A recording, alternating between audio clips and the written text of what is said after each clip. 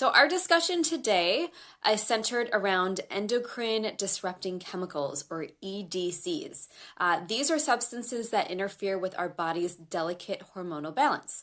The worst part is that they are everywhere. So I'm going to give you an overview of what your endocrine system is, if you're not familiar with it, what these endocrine disrupting chemicals, or EDCs, do to our bodies, and then where we can find them and how to protect yourself.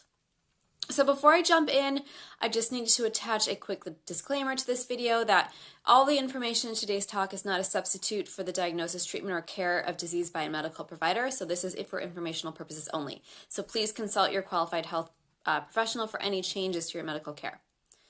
Okay, what is your endocrine system? So the endocrine system is where all of our hormones are created and controlled. It is a very complicated network that delicately balances all of our hormones so our body can function normally.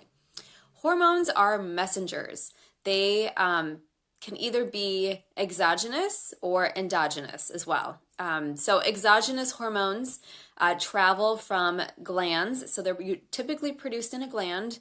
They can be produced in an organ, but exogenous will travel from one gland or organ to another gland or organ in the body. So you could have a hormone that's produced in, around your stomach area and travel to your brain.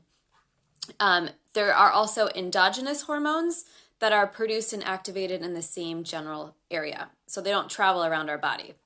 But all of our hormones signal specific reactions in our body to either start or stop a biological process.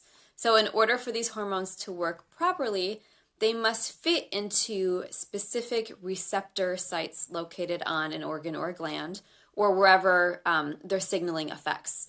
So if we think about these kind of specific receptor sites, they kind of work like how a key fits into a lock. So a specific hormone has to fit into exactly fit into a receptor site in order to trigger a reaction.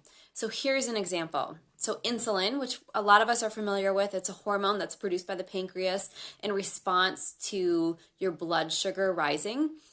So your blood sugar rises, your pancreas releases insulin, insulin travels to your cells, and on the surface of your cells, you have specific insulin receptor sites. So the insulin will fit into that specific site, and once that happens, it triggers the cell to absorb more glucose or sugar from your bloodstream more efficiently. And that really helps to lower your blood sugar or your blood glucose. So that is an example of how that receptor site, hormone lock and key mechanism works. So this is important when we talk about endocrine disrupting chemicals. So these chemicals, EDCs, sound just like what they are. So these are chemicals that act like hormones and disrupt or interfere with our endocrine system. When they enter your body, they can fit into these specific receptor sites and block your real hormones, which is a problem, right? Because your hormones have to, they work basically to signal a specific process that's going on in your body. So if a chemical is tricking your body into that process that your body doesn't need, that's where things kind of get thrown off balance. So they trick your body into thinking that they're hormones, but they're actually not. So when this happens, that delicate balance is really turned upside down. So EDCs have been linked to a number of pretty detrimental conditions. They've been linked to female and male infertility. They've been linked to cancer, to thyroid problems, metabolic issues, so issues with the heart, issues with how we use energy, so like weight gain, weight loss, obesity, neurological issues, and then general heart conditions. So where do we find these chemicals? They sound pretty awful, right? The unfortunate thing is EDCs are everywhere. It's super unfortunate. They are in our soil, they are in our food, they're in the water we drink, the products we use, the clothes we wear, and even the toys our children play with. Some of the common places that we find EDCs are in pesticides and industrial chemicals. We find them in plastics, ingredients in our beauty and household products, flame retardants that are on our furniture and our clothes, and bedding, and then fragrances as well. That's a big one. So some of the common endocrine disrupting chemicals to watch out for are bisphenol A or BPA, which we find in plastic containers. They're also in food containers and water bottles and cans. So you'll notice if you pay attention to your packaging, a lot of times they'll say BPA free, and that's because they want, to alert consumers that that product is safe. Phthalates is another one. It's actually spelled PHTHALATES. Those are found in hundreds of products. Vinyl flooring, lubricating oils, personal care products, household cleaners, and even toys. Parabens are another large group of chemicals that are used as preservatives in personal care products.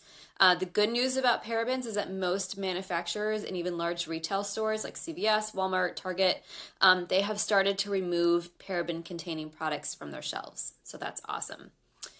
Okay, so how do you protect yourself against, consuming endocrine disrupting chemicals? So there are some things that you can do. I know that they're everywhere, but there are some small steps that you can take to start protecting yourself. Buy organic when possible.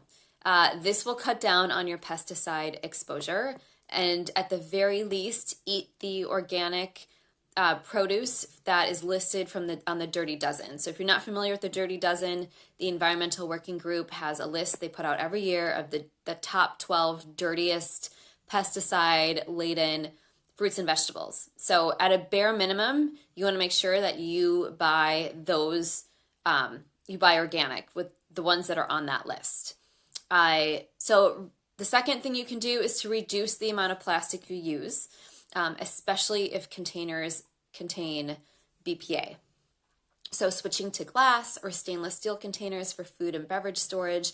The other thing you have to be careful about is that if you do use plastic containers, heat can increase the amount of BPA that leaches into your food. So you never want to heat anything in plastic.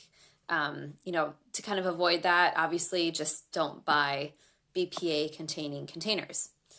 Even like Ziploc bags, I've started to, I've really cut down on. I used to use those all the time. Now I try to use reusable Ziploc bags or other, containers that are BPA free.